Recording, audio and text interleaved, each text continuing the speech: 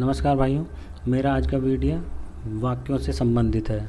वाक्य वह पद समूह या पदबंध या वाक्यांश जो व्यक्ति के विचारों का बोध कराने में समर्थ हो वाक्य कहलाता है। वाक्य के अनिवार्य तत्व।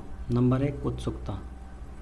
जब कोई वाक्य का एक चरण सुनाता है तब दूसरे चरण को भी सुनने के लिए मन में भी व्यग्रता बनी रहती है, उसे ही उत्सुकता या व्यग्रता कहते हैं। जैसे राम प्रतिदिन वहाँ जाता है। इस वाक्य में कई प्रश्न निकलते हैं, जैसे राम कहाँ जाता है, वह किस लिए जाता है, वह कितने बजे जाता है, वह वहाँ किससे मिलने जाता है।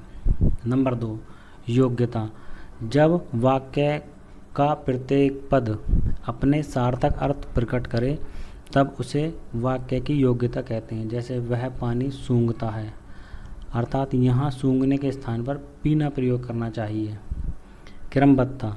जब वाक्य में प्रत्येक पद सुव्यवस्थित ढंग से अपना स्थान बनाए रहता है उसे क्रमबद्धता कहते हैं। जैसे स्नान ने राम किया, तो यहाँ राम ने स्नान किया वाक्य उपयुक्त होगा। वाक्य के 2 मुख्य अंग या अवयव होते हैं। नंबर 1, उद्देश्य। जिस वस्तु के बारे में कुछ कहा जाए उसे सूचित करने वाला शब्द उद्देश्य है। विधेय। उद्देश्य के विषय में जो कुछ भी कहा जाता है उसे सूचित करने वाले शब्दों को विधेय कहते हैं। जैसे राम चिंतित है, यहाँ राम उद्देश्य है और चिंतित है विधेय है। जादूगर ने प्रत्येक विद्यालय में खेल दिखाए, यहाँ जादूगर ने उद्देश्य है और शेष वाक्य विधेय है। वाक्य के भेद। रचना के आधार पर इसके 3 प्रकार हैं। सरल या साधारण वाक्य। जिस वाक्य में एक उद्देश्य और एक विधेय रहता है उसे सरल वाक्य कहते हैं, अर्थात जिसमें एक कर्ता एक क्रिया होती है। जैसे राम हंसता है, राधा रोती है। नंबर 2, मिश्र वाक्य। जिस वाक्य में एक साधारण वाक्य के अतिरिक्त एक या एक से अधिक आश्रित उपवाक्य हों वो मिश्र वाक्य है। इसमें जो सो, जहाँ वहाँ, जिस प्रकार उस प्रकार, जिधर उधर, वैसे वैसे, जैसे जैसे, अतः, फलस्वरूप आदि योजक शब्दों का प्रयोग किया जाता है। जैसे जो बोएगा सो पाएगा, जैसी करनी वैसी भरनी। नंबर 3, संयुक्त वाक्य। जिस वाक्य में 2 या 2 से अधिक सरल वाक्य या मिश्र वाक्य किसी अवयव द्वारा जुड़े हों उसे संयुक्त वाक्य कहते हैं।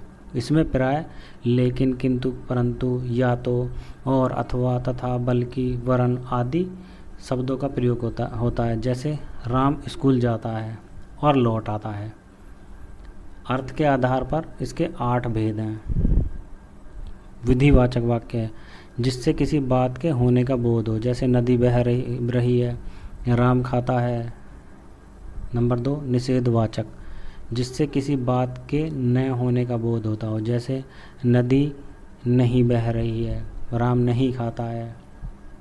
आज्ञावाचक।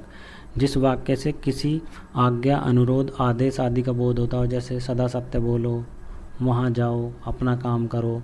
प्रश्नवाचक। जिससे किसी तरह के प्रश्न किए जाने का बोध हो। जैसे तुम कौन हो, वह क्या करता है। संदेहवाचक। जिस वाक्य से किसी प्रकार के संदेह का बोध हो। जैसे शायद वर्षा होगी, शायद राम परीक्षा में उत्तीर्ण हो जाए। इच्छावाचक। जिस वाक्य में किसी इच्छा या शुभकामना का बोध हो। जैसे ईश्वर आपकी यात्रा सफल करे, तुम्हें कामयाबी मिले। विस्मयादि बोधक। जिस वाक्य में आश्चर्य, सुख, दुख का बोध हो। जैसे वाह हम जीत गए, अरे तुमने बहुत अच्छा काम किया। संकेतवाचक। जिस वाक्य में किसी संकेत या एक वाक्य दूसरे वाक्य की संभावना पर निर्भर करता है। जैसे यदि तुम मुझे नहीं बताते तो मैं यहाँ नहीं पहुँचता। यदि तुम जीत गए तो तुम्हें इनाम मिलेगा। धन्यवाद भाइयों।